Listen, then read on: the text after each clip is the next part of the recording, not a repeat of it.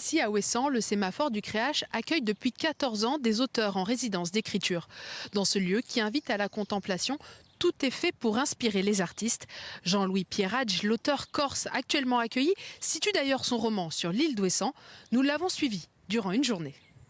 On a publié un dictionnaire d'un Ouessantin qui s'appelle Don Malgorn. Il raconte des mots qu'on ne trouve pas ailleurs. Même à Ouessantine, je peux la faire parler avec un vocabulaire très spécifique. Oui. Pour les écrivains aussi, le verbe est au commencement.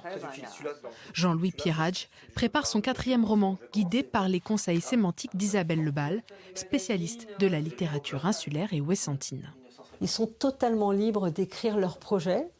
Et nous, on les accompagne. Alors, on est une ressource documentaire, c'est-à-dire qu'on a une bibliothèque, on leur prête des livres, on leur fait rencontrer des personnes référentes, que ce soit marins-pêcheurs ou marins de commerce, en fonction de leurs questions.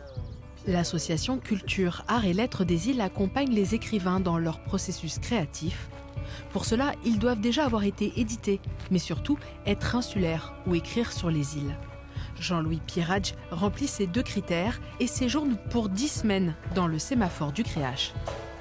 Donc là, on est dans la cuisine et tu vois que si tu ouvres la fenêtre, tu es en direct sur le plein ouest avec Terre-Neuve en face, à 6000 km.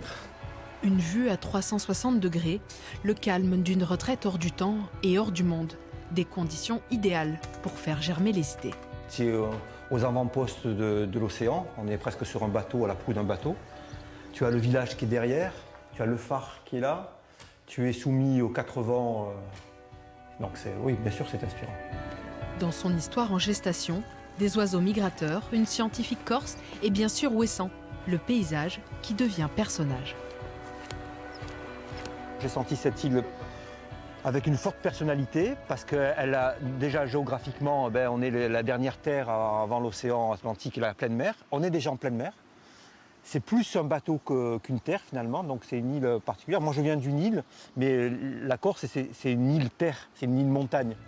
Du 8 au 16 juillet prochain, Jean-Louis Pierradj sera présent au Salon du Livre insulaire de Ouessant. La littérature comme un trait d'union entre Méditerranée et Atlantique. C'est la fin de votre édition héroise. Merci de nous avoir suivis. Tout de suite, votre journal régional. Kenavo!